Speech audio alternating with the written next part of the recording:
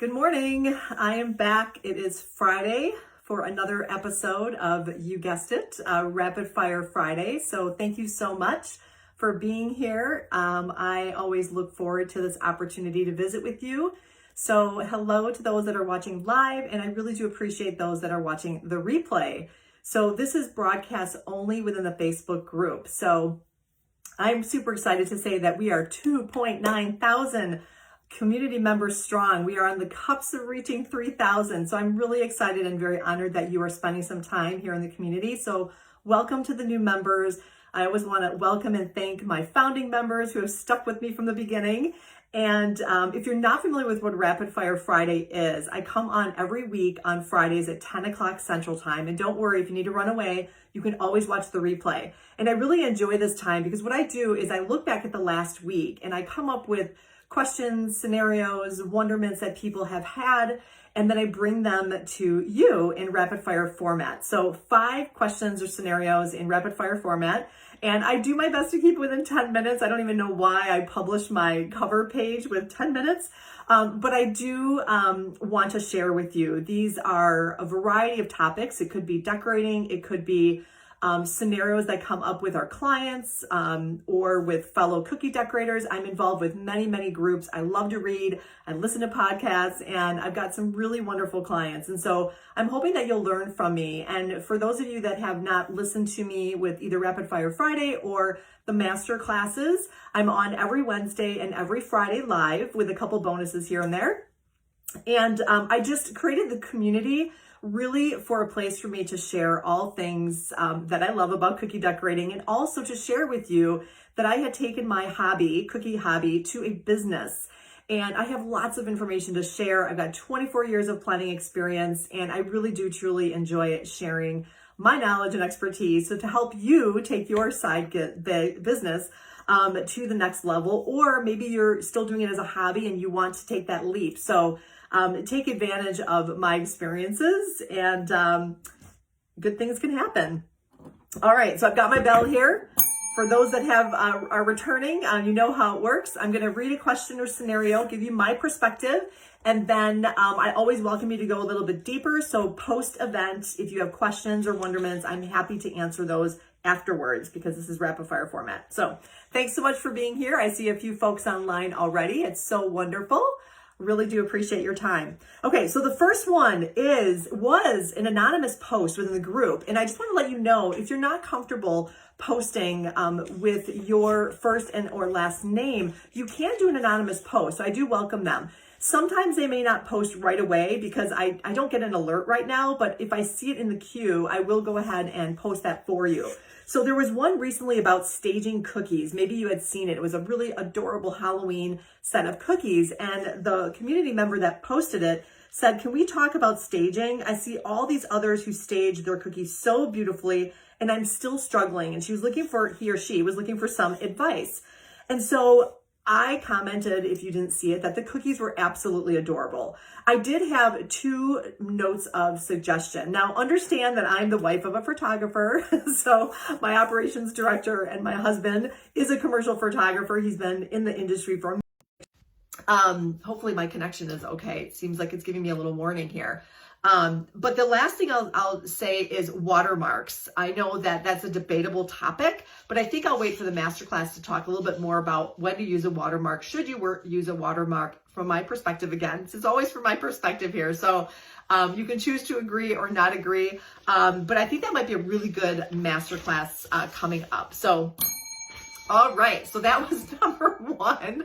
All right, let's see. Okay, we are talking shipping again. I know I've talked about shipping before, but I think when I bring up topics that I've talked about before, I'm pretty sure I come from a different perspective. So hopefully it's not repeat, but then I can also assume that some of you haven't watched the replays. And just so you know, if you do want to go back in the archives, I think this is like my 23rd Rapid Fire Friday. Haven't missed a one since I started. And I also downloaded them all to YouTube. So if you want to binge watch on YouTube, follow me there. Okay, so we're talking shipping. Now, this past week, we shipped out a lot. So I don't know if you saw my post. I took a quick video of some pillow boxes that we were shipping out on behalf of one of our clients. we shipped out 110 individual pillow boxes, and a very, very quick short video just to show you how I was packaging those.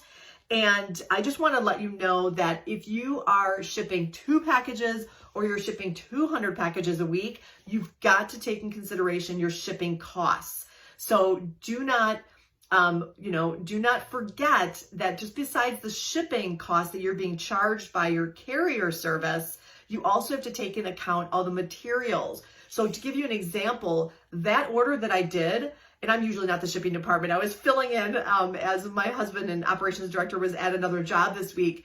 And it kind of reminded me, I know I'm covering the cost, but it was really eye-opening. It was a good reminder to say, wow, we went through 2 big rolls of packing tape just to ship out 110 boxes. We went through a half a roll of paper, packing paper. So you've got to include those costs because it comes right off your bottom line. So, and a good rule of thumb, I think, is adding 20%. So whatever your carrier is charging you, add 20%.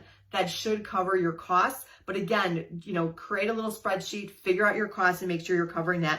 And it's okay to add a little profit in there too. There's nothing wrong with that as well, because of course there's labor and staff involved. So before I move on really quick to the next thing is I am going to take a quick poll in the group about shipping, because as I start to expand my resource library at my website, AnnetteConrad.com, there's a couple resources there where I go deeper, and I'm thinking shipping might be a really good one.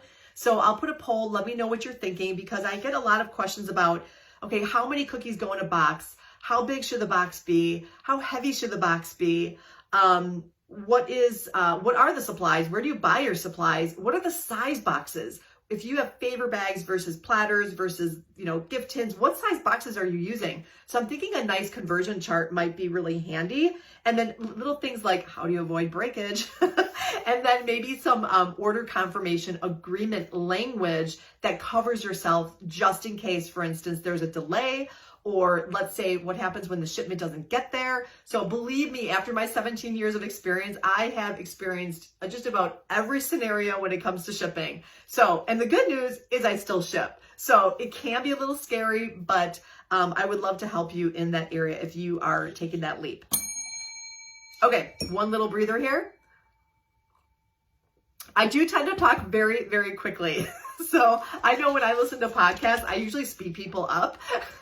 And too bad there's not, oh no, I think you can slow people down. So feel free to slow me down or come back and listen to this again, because I always have some good golden nuggets in here. Okay. Oh, thank you, Nancy. It says I was back. So I think I maybe went off, but I'm glad I'm back. Okay. The next one is if a customer, this is a really good scenario. So if a customer knows the exact total of an order and doesn't give you the exact amount, a few dollars over, do you ask if they want change? Okay. The example was $176 was the total, and the customer, when came to pick up, gave 180, all 20s. Now I can only make some assumptions here that this was obviously not a storefront, that this person was maybe under the cottage food laws. And so they had a client come to the door and pick up their order and want to pay. It was fascinating to me, again, on the responses and how, and I'm going to say the word crazy in the sense of how they made the customer feel like they were so out of line. And the question was, do I ask if they want change? Absolutely not.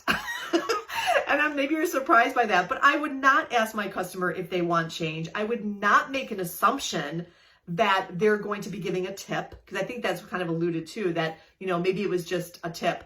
You do not want to make that assumption. I'll give you an example. When you go to the grocery store, when you go to a retail shop and you purchase something and you give them, let's say $180 for a $176 purchase, what happens next? They give you the change. So they don't ask you, they don't assume. And here's the thing is that the people that responded were kind of berating the customer, saying, well, they should know better. They should bring the exact amount. And I say, no. You are the business owner. You need to set the business operational rules and have a plan for your customers. You never want to inconvenience your customer, and you don't want to assume. And certainly don't make them feel bad and I don't think that she made him feel bad or he made him feel bad, But I just thought it was fascinating that rather than give a practical, suggestion to, well, here's the option.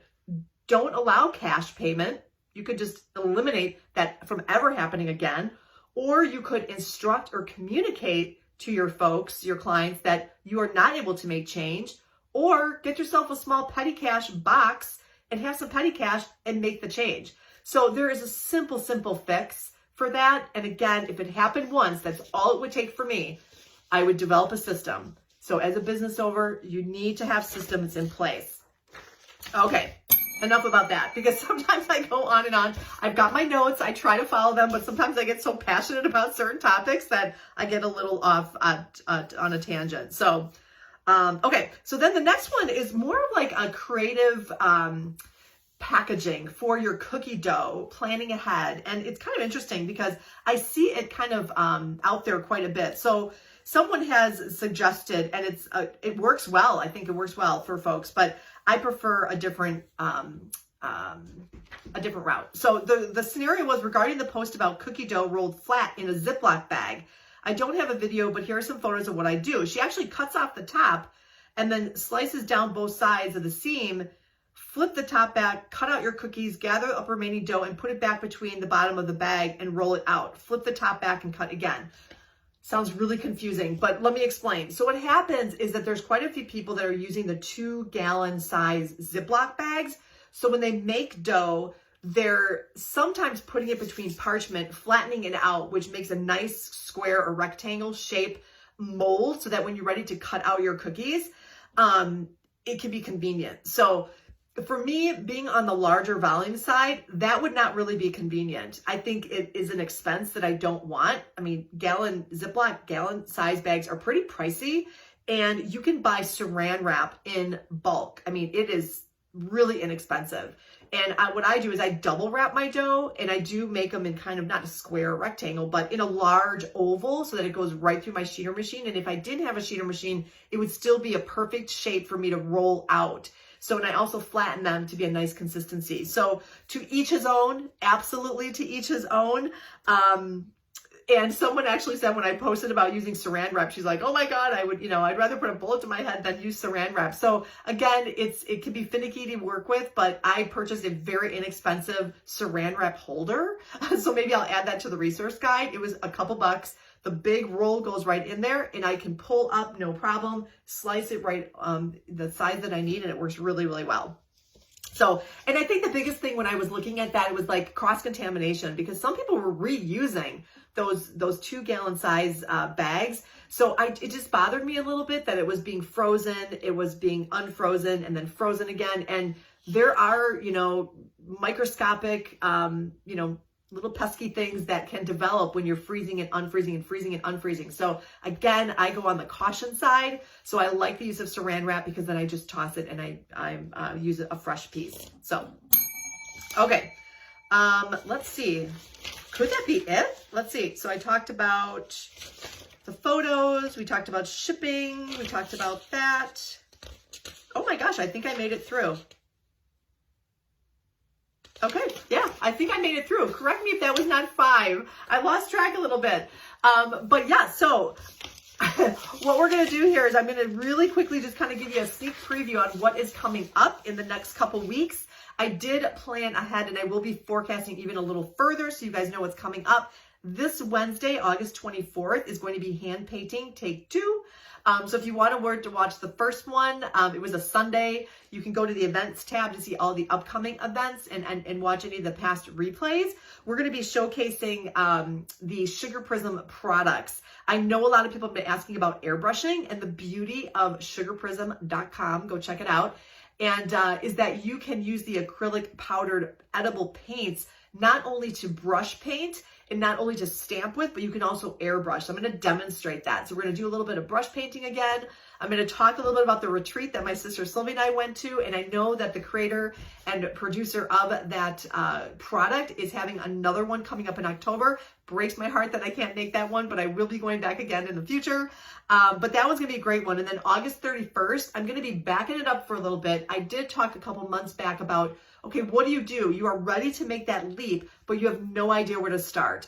So a lot of people are eager. they've owned in their craft and now they want to make that leap. So I'm going to go ahead and do kind of a repeat. It's going to be live, but a little bit of a refresh and repeat on where do you start, okay?